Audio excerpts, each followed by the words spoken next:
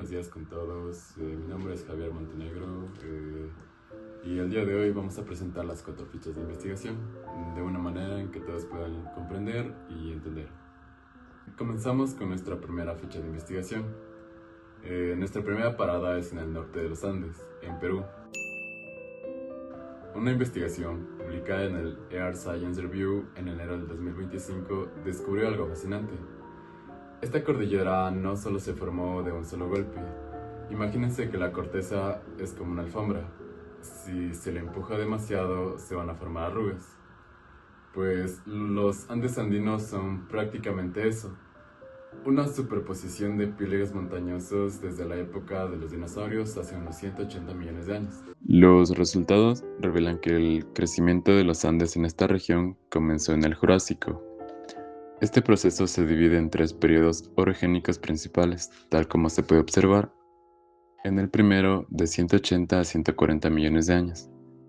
El segundo, de 100 a 50 millones de años. Y el más reciente, de 30 millones de años hasta el presente. Un dato clave es el acortamiento total de la corteza, que se estima en un mínimo de 207 kilómetros. Lo más importante de estos periodos de crecimiento es que fueron interrumpidas por 2 etapas post-orogénicas. Durante estos intervalos, el relieve andino fue prácticamente borrado por la erosión, marcado por transgresiones marinas masivas y tectónica extensional en el antearco. Tanto se arrugó esta alfombra que este pedazo de continente se encogió al menos 207 kilómetros. Pero la pregunta es, ¿qué empujó la alfombra? Siempre pensamos que fue solo el fondo del océano metiéndose bajo el continente, la llamada subducción. Pero este estudio revela que el gran motor fue nuestra propia placa sudamericana, desplazándose con muchísima fuerza hacia el oeste. Continuamos con nuestra segunda parte de investigación. En esta vez viajamos un poquito más al sur, en donde otro estudio de 2022 nos explica la verdadera magnitud de este crecimiento y cómo hacen estos lugares altísimos y planos, como la inmensa meseta de Altiplano Puna.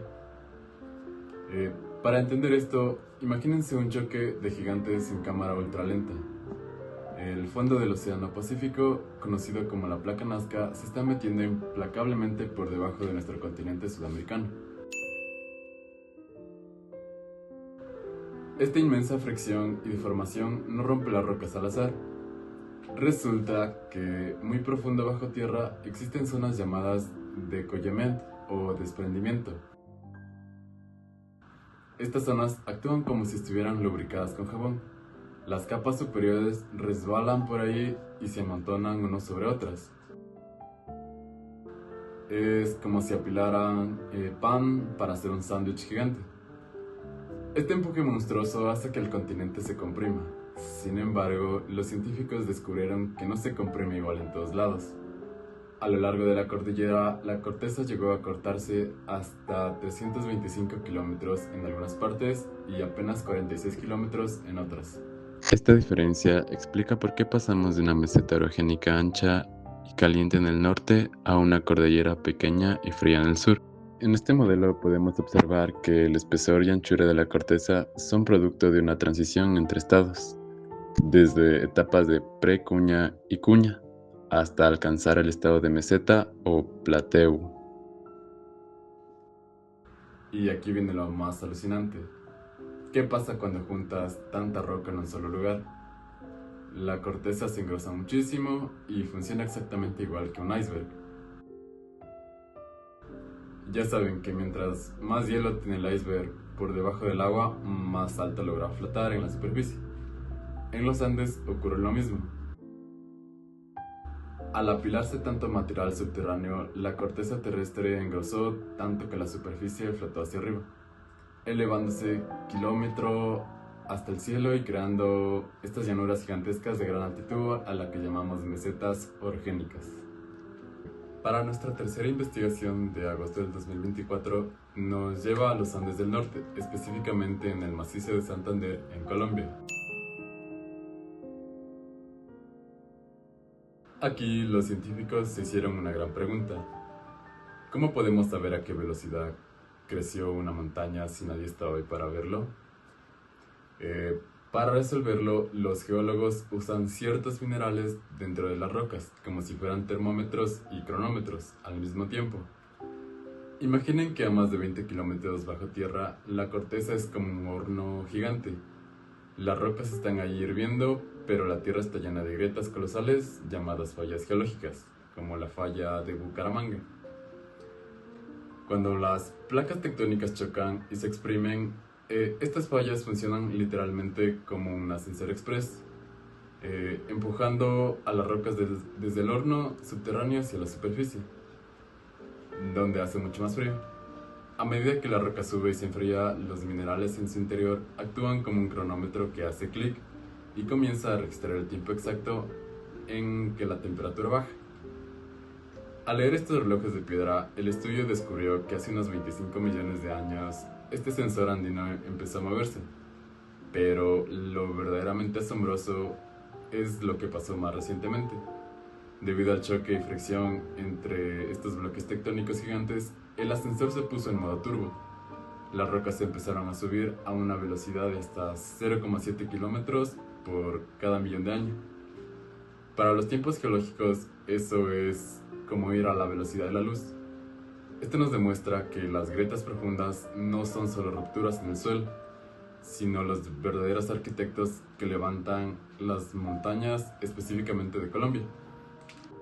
Para nuestra última parte de nuestra ficha de investigación, vamos a dejar atrás las montañas gigantescas y viajaremos a unas aguas termales calientes en Sumatra, Indonesia.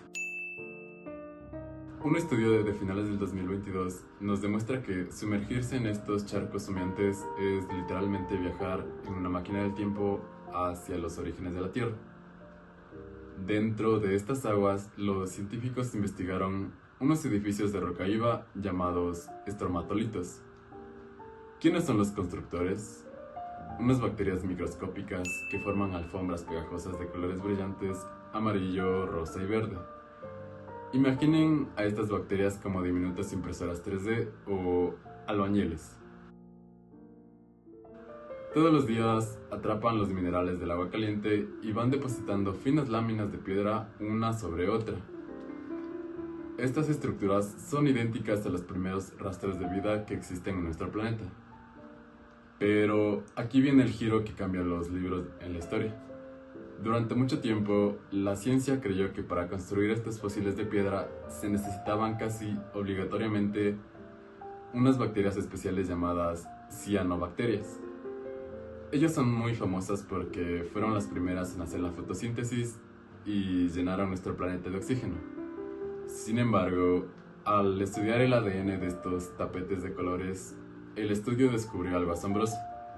Resulta que las verdaderas arquitectas de estas rocas en las zonas rosas y verdes eran un grupo de bacterias totalmente distinto, llamadas Anareolinae.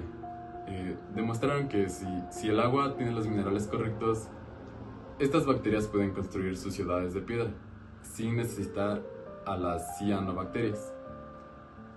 ¿Por qué esto es tan importante? Porque nos demuestra que la vida ya era capaz de organizarse en comunidades complejas y construir estructuras geológicas en la Tierra primitiva. En una época tan antigua, donde nuestra atmósfera era tóxica y no existía ni una sola gota de oxígeno, básicamente nos enseña cómo pudo haber sobrevivido a la vida si la Tierra hubiera sido un planeta alienígena. Y con esto concluimos con las fichas de investigación, de pasar de cadenas montañosas a un viaje en el tiempo en aguas termales. Mi nombre es Javier Montenegro y muchas gracias.